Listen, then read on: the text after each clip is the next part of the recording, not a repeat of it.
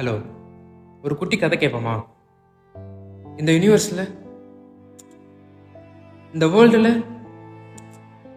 நம்ம நாட்டில் 2 விதமான மக்கள் இருக்காங்க. ஒன்று, இதோ இவங்க தான். இவங்களுக்குன்னு ஒரு சப்போர்ட்டிவான ஃபேமிலி இருந்தாலும், வெளி உலகத்தில் யாருக்கு என்ன ஆனாலும் நமக்கு என்னென்னு ஓடிக்கிட்டு இருக்காங்கல்ல, இவங்க ஒரு பக்கம். 2, இதோ இவங்களோட பேரண்ட்ஸ் இவங்களை பாரன்னு நினச்சி தூக்கி போட்டு போனாங்களே, இவங்க சம்மந்தப்பட்ட கதை தான் இது. இது கதையல்ல, நிஜம்.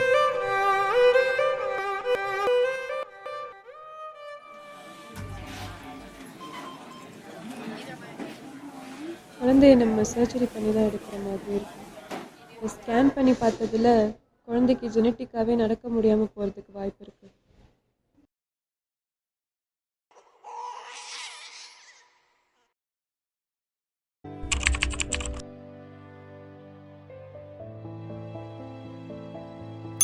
நெக்ஸ்ட், உள்ள வாங்க, உட்காருங்க.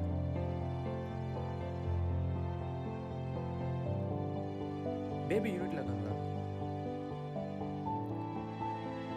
கேஷிட் பார்த்தேன், கொஞ்சம் கஷ்டமாக தான் இருக்கு. ஓகே, கவலைப்படாதீங்க, எல்லாம் சரியாகிடும். எனக்கு ஒன்றே என்னன்னு மட்டும் சொல்லுங்கள். உங்கள் டெலிவரி டைம்லேருந்து இப்போ வரைக்கும் உங்கள் பையனுக்கு என்ன ஆச்சு, எதனால் ஆச்சு, எனக்கு அதை கொஞ்சம் தெளிவாக சொல்லுங்களேன். ஏன்னா அப்போ தான் நாங்கள் ட்ரீட்மெண்ட்டை, அதாவது ஃபிசியோதெரப்பி ட்ரீட்மெண்ட்டை இம்ப்ரூவாக கொடுக்க முடியும். அதுக்கேற்ற மாதிரி உங்கள் குழந்தைக்காக. என் குழந்தைக்கு இந்த மாதிரி ஆனதை விட வேறு எதுவும் பெருசாக ஆகலை. எனக்கு ரிலேட்டிவில் தான் மேரேஜ் ஆச்சு. அப்போல்லாம் யாரும் எதுவும் பேசலை. அதுக்கப்புறம் டெலிவரி டேட் ஃபிக்ஸ் பண்ணி டாக்டர் சொன்னது பேபியை சர்ஜரி பண்ணி தான் எடுக்கணும்னு.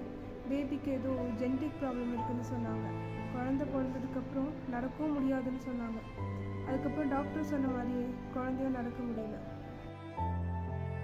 சர்ஜரி பண்ணுறதுக்காக வீட்டில் எல்லாருக்கிட்டையும் போய் பேசினேன். ஆனால் அவங்க சொன்ன ஒரே விஷயம் ஆசிரமத்தில் விட்டுடலான்னு. நான் அவங்ககிட்ட சண்டை போட்டு ட்ரீட்மெண்ட் கூட்டிகிட்டு வந்துட்டேன். சர்ஜரி முடிஞ்சு இப்போ வரைக்கும் அவங்கள நடக்கவே முடியல. என் குழந்தைக்கு என்ன ஆனாலும் பரவாயில்ல, ஆனால் ஆள் இருந்தும் அனாதையாக மட்டும் வளரக்கூடாது.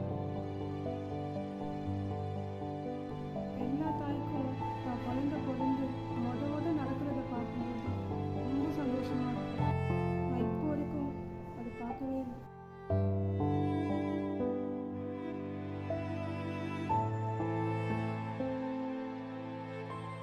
கவலைப்படாதீங்க, எல்லாமே சரியாகிடும்.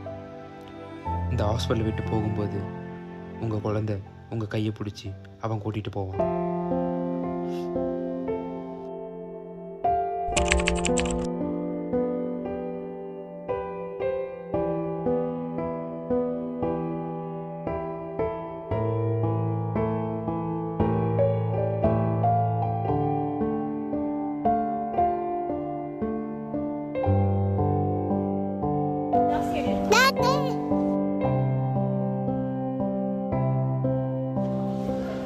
ரொம்ப தேங்க்யூ டாக்டர்.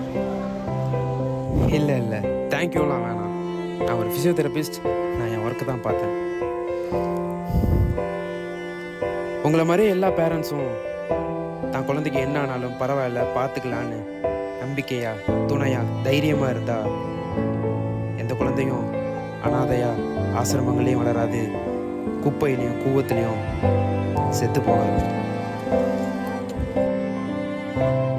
இவன் இப்படி பேசுவான், அவன் இப்படி பேசுவான், இவன் இப்படி பார்ப்பான், அவன் இப்படி பார்ப்பான்னு நினச்சி சில பேரண்ட்ஸ் தான் குழந்தை தான் பரவாயில்ல பார்த்துக்கலான்னு நினைக்கிறவங்க கூட வெளியே கூட்டிகிட்டு வரவே யோசிக்கிறாங்க.